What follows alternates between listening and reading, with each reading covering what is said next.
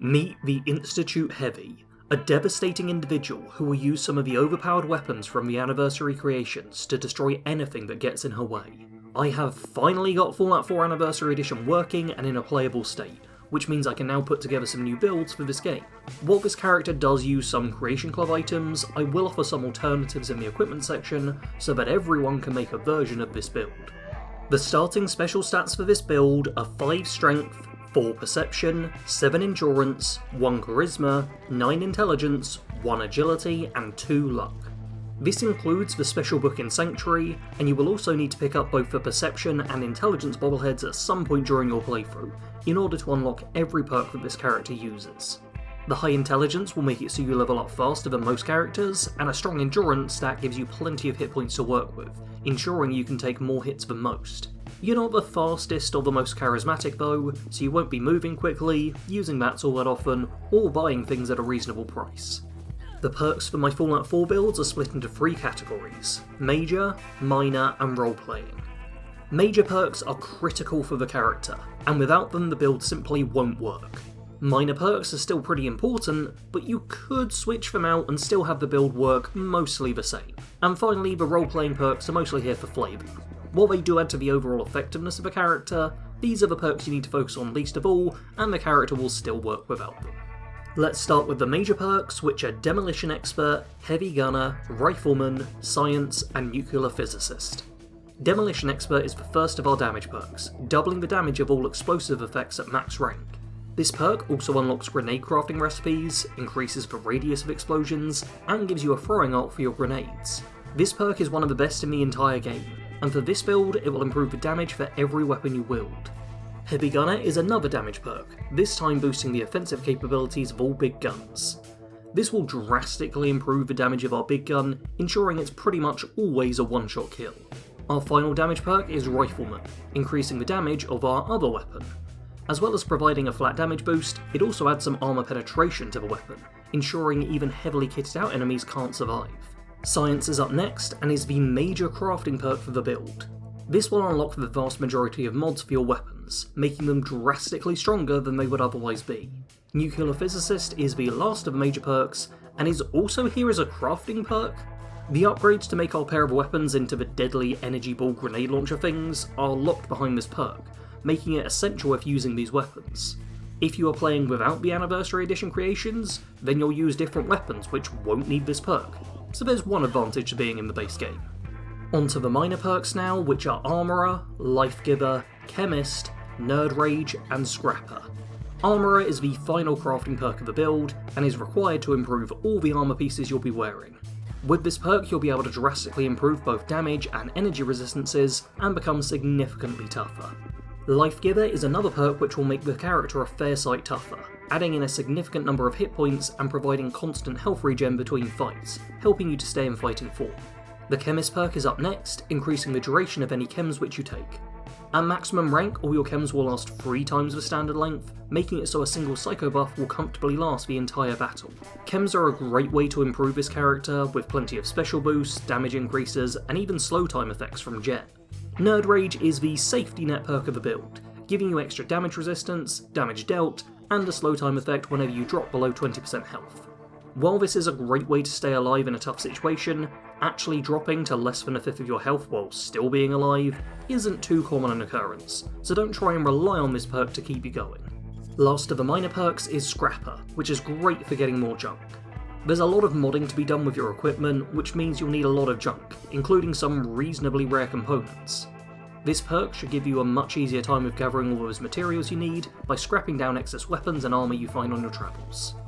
Finally, we have the role-playing perks, which are Adamantium Skeleton, Scrounger, and Chem Resistant.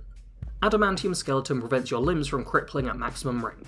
It will cost you a trio of perk points to reach this though, which is a little pricey in my books, especially as you can fix crippled limbs with a single stim pack. Still, this perk really adds to the feeling of toughness, and helps the character feel all the more indestructible. Scrounger is our penultimate perk, helping you to find more ammo as you travel the wasteland. This helps to reflect the slightly greedy nature of the character, and does serve some genuine purpose as the 2 ammo types used are pretty rare. This perk will ensure you stay topped up, be it through finding the ammo you need, or selling the excess types to pay for the rounds you actually need. Final of the perks is Chem Resistant. With this perk you can get yourself immunity to chem addictions, which can give you rather nasty debuffs to your character. This can be solved through consumables like a dick tool, or by visiting a doctor and paying them some caps, but this perk will save you that hassle. Time to talk about the equipment now, and here is where the Anniversary Edition creations really come into play. I will be providing some non-Creation Club options after covering the weapons I was using, so there are options available to all players. The main weapon of this build is the A3-21 prototype rifle. This weapon is a part of the Institute Plasma Weapons creations, the quest for which starts at Parkview Apartments near Diamond City.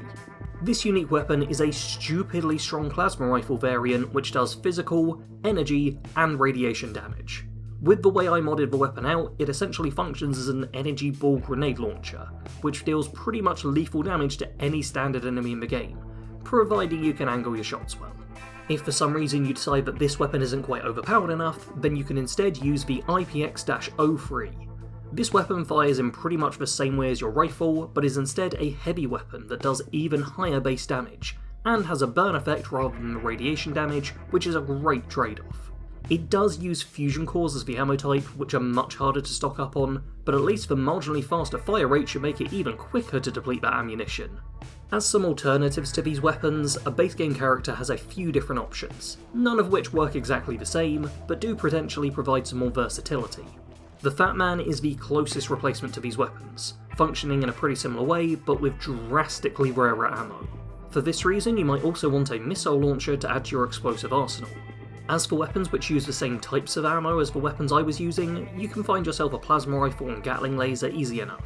These weapons fire much more conventionally, making them a fair degree less deadly, but consequently much safer and easier to use. With both characters, I would also recommend stocking up with synth relay grenades, though I'll cover the purpose of these in the playstyle section. On to armour now, and the major pieces are the same no matter what. A full set of heavy synth armour, complete with a synth-filled helmet, will provide you with a good balance of both damage and energy resistances. You can mod these however you see fit, though if you have the option to do so, then I would recommend covering them all in Institute paint in order to add to the look even further. Underneath this, I had the Vault jumpsuit I started the game with, though with a couple of improvements. I was able to increase the resistances by making it shielded, and dyed it black to better mesh with the aesthetic of the build. If you don't have the option to change the colour of your Vault suit, then it may be worth checking out the other Under Armour pieces to see if anything else works better with the looks. Feel free to drop any suggestions down in the comments for what you would pick instead. Finally, we have the Modular Military Backpack. This is a very strong creation which adds carry weight and some extra effects thanks to the mods added on. For the patch, I obviously chose the Institute option, which grants an increase to intelligence, helping the character to level even faster.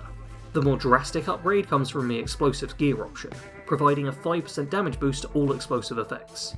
On its own, this might not be all that huge, but with 2 damage perks already increasing the explosive damage of both of our weapons, this stacks up to make the character stupidly powerful. The main faction for this build is the Institute. Would have been a bit weird if I'd have said that the Institute Heavy's main faction was the Brotherhood of Steel.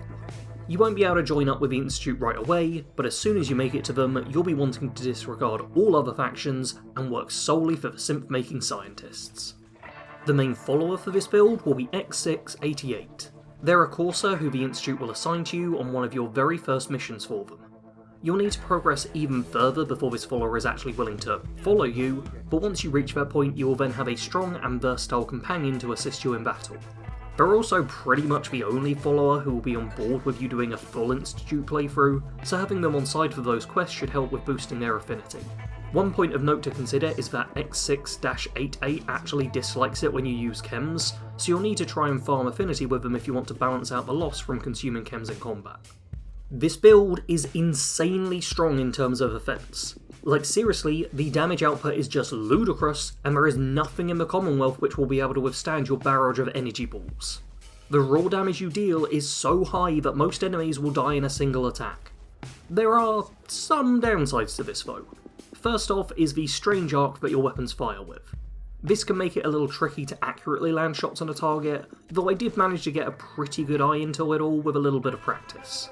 The other major downside comes from the blast radius of your weapon. Anything near the point of destination is pretty much guaranteed to die, which is great when you're talking about an enemy, but real bad when you're talking about allies or yourself. Firing into a mixed crowd of friend and foe can quickly turn everyone into an enemy. and if you accidentally shoot it a little too close to yourself, then I think we all know what the outcome will be. For this reason, it does mean that this character can struggle a bit against melee enemies. If a melee enemy gets close to you, then you can't fire your weapon right at them, or else both of you will die. Your armour is pretty good at keeping you alive, but there's really not much it can do to save you against yourself. For this reason, I highly recommend the use of synth relay grenades.